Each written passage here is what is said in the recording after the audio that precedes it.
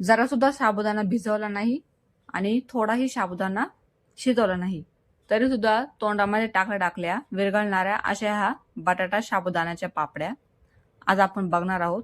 हे पापड बनवायला एकदम सोपे आणि खायला सुद्धा खूप टेस्टी। चला तर आजच्या व्हिडिओला सुरुवात करूया। तर इथे मी 2 किलो बटाटे घेतले। आता हे बटाट्याला आपल्याला कुकरमध्ये उकडून घ्यायचे आहे। त्याच्यासाठी मी मोठा बटाटा कट करून घेतला आणि छोटा बटाटा डायरेक्ट टाकलेला शिजण्यासाठी। आणि कुकरला बटाटा पूर्ण बुडपर्यंत पाणी टाकायचं आणि मिडियम गॅसवरती याच्या जवळपास 2 ते 3 शिट्ट्या काढून घ्यायच्या। बटाटे शिजत आहे तोपर्यंत आपल्याला साबुदाणा हा भाजून घ्यायचा आहे। तर इथे मी आता अंदाजे अर्धा किलो साबुदाणा घेतला आहे। हा साबुदाणा मी मिडियम गॅसवरती छानपैकी असा भाजून घ्यायचा। जर तुम्ही भाजून घ्यायचा नसेल तुम्हाला तर तुम्ही रात्री साबुदाणा भिजवून घ्यायचा आणि तो सकाळी मिक्सरला फिरवून बटाट्याच्या पापड्या केल्या तरी चालेल। तर इथे बघा तुम्ही बटाटा मस्तपैकी उकडला गेला आहे। तर आता याची मी आता साल काढणार आहे। तुम्ही जर माझ्या चॅनलला नवीन असाल तर व्हिडिओ लाईक करा, शेअर करा आणि सबस्क्राईब करा। तर इथे आपल्याला इंदोर बटाटा घेतला आहे, त्याच्यामुळे याची नाही का बटाट्याची पापड्या वगैरे खूप छान होतात, अजिबात काळ्या पडत नाही आणि खायला सुद्धा हा चविष्ट लागतो। तर आपण इथे सगळ्यांची थंड झाल्यानंतर साले काढून घेतली बघा।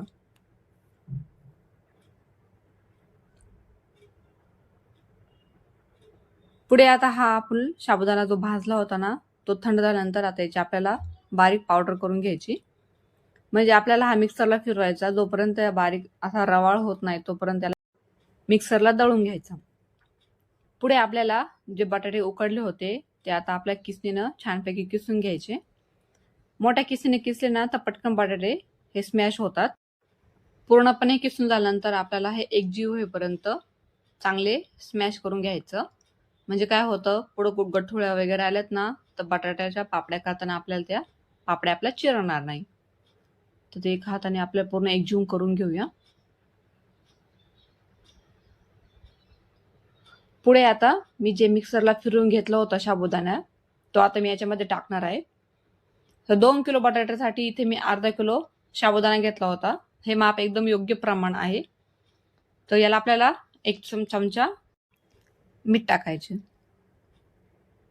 तर आपल्याला यामध्ये हिरवी मिरची टाकायची आहे। तर मी 5 ते 6 हिरवी मिरच्या मिक्सरला फिरवून घेतल्या आहे आणि आता ह्या मिरच्या बारीक कूट केल्यानंतर त्याला टाकून घेऊया।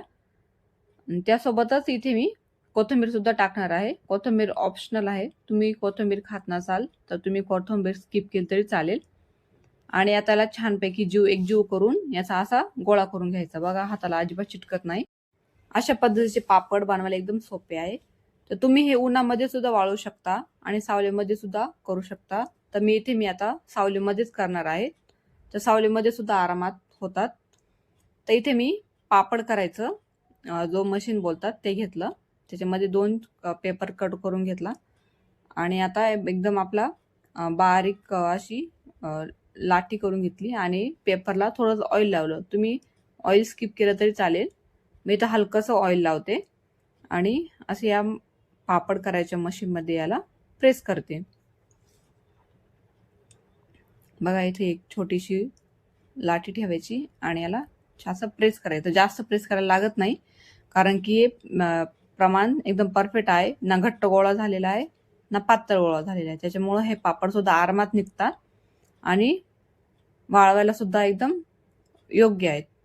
तर बघा इथे टाकल्यानंतर एकदम आरामात असा पापडाचा वरचा कागद निघला जातो। असे करत करत मी इथे सगळे पापड करून घेते। जवळपास 2 किलो मध्ये इथे माझे 120 पापड झाले आहेत। तर हे पापड सुद्धा मी मोठे मोठे केले, छोटे नाही केले। बघू तळायला सुद्धा एकदम क्रिस्पी लागतात। आता हे पापड झाल्यानंतर मी याला सावलीमध्ये सुकवणार आहे आणि दुसऱ्या दिवशी ऊन दिलं तरी चालेल। बघा आता एकदम दुपारनंतर म्हणजे 4 ते 5 तासानंतर हे पापड सुकल्यानंतर थोडे असे वरती उतरतात। आता आपल्याला यांना काय करायचं, एकदम पलटी मारून द्यायची म्हणजे राहिलेले पापड संध्याकाळ होईपर्यंत सुकून जातील बऱ्यापैकी। असे एक एक करा आपण पूर्ण पापड हे करून घेऊ. बघा किती छान पांढरे शुभ्र झाले आहे. तळल्यानंतर सुद्धा हे पांढरे शुभ्र असणार आहे. तर खायला खूप चविष्ट असणार आहे. तुम्ही एकदा करून बघा. तर इथे मी आता तेल गरम होण्यासाठी ठेवते.